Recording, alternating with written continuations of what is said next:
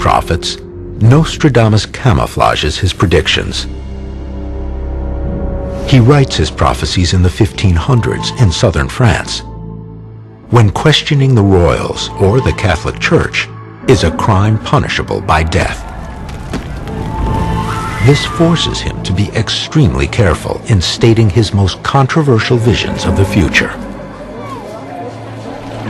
I would imagine that if you were talking to Queen Catherine and you announced to her that, yeah, all your children are going to be royals, but, you know, this one's going to die, and this one's going to die, and oh, that one's going to have a really bad end, that you might not get the patronage that you were liking. In other words, no one likes a prophet that's right too much of the time, or is too accurate about things that are very close to your heart. Nostradamus is not alone in the need for obscurity. Avoiding behavior that would offend the church is a way of life in 16th century Europe, causing many groups to go underground. One of these secret societies is the Freemasons. While they are primarily a fraternal organization today, some believe they have a long history of hoarding secret wisdom. In the old days, Freemasonry was the highest echelon of knowledge of its time.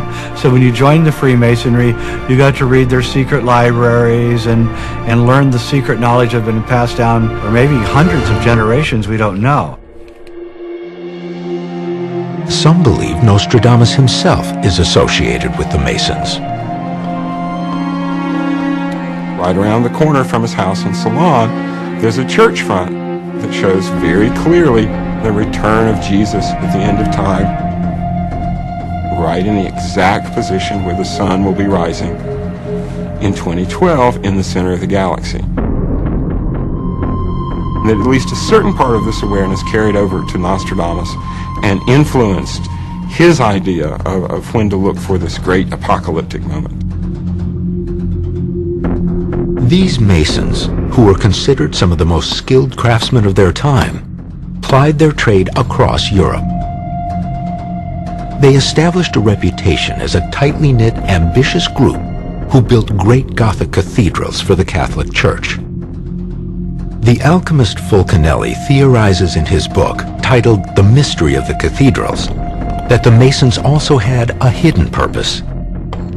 He claims that they boldly carved secret symbols that spell out their controversial prophecies into the face of these stone structures.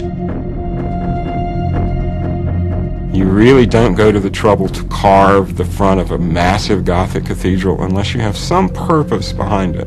Notre Dame de Paris is again another one of these church fronts that had coded within it very important secret information. These symbols include a bull, a lion, an eagle, and a human face. While the Christian interpretation is that they represent the writers of the Gospels, their true meaning, according to Fulcanelli, is a warning. These are exact symbolic references to the four fixed signs of the zodiac. The man is Aquarius, the lion is Leo, the bull is Taurus, and the eagle is Scorpio, which today has turned into a scorpion, but in those days was an eagle. These four signs of the zodiac are the constellations that the sun passes through every year in its path across the sky. They also represent great ages of time, each lasting thousands of years. According to astrology, the human race is now moving from the age of Pisces into the age of Aquarius. This shift marks the coming of the galactic alignment.